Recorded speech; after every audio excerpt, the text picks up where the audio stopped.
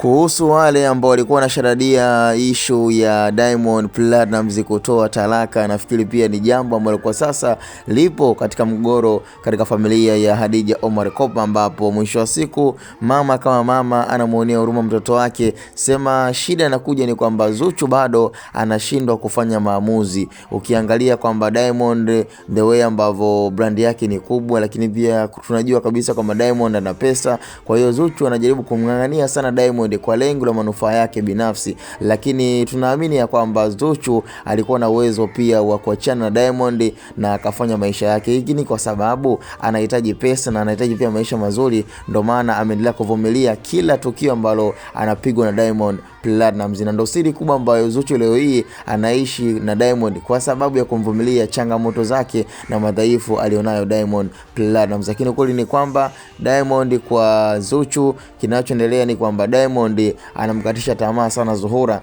kwa kuendelea kumpiga matukio na wanawake tofauti tofauti. Kwa ni miongoni mwa taarifa ambayo nafikiri Zuchu, sijajua tu labda mipango yake ya mbele, lakini tunaamini ya kwamba Zuchu akiachana na Diamond anapata mwanaume wa kueleweka na maisha yake yanakuwa tu sawa kama kawaida. Kama kina Hamisa waliachana na Diamond na mwisho wa siku wamempata mwanaume mzuri kama Stefan Azizkia ambaye pia ana pesa na maisha yake yanakwenda. Kwa naamini yote pia yanawezekana, sema tu ni uoga wa Zuchu kutoachana Diamond Platnumz.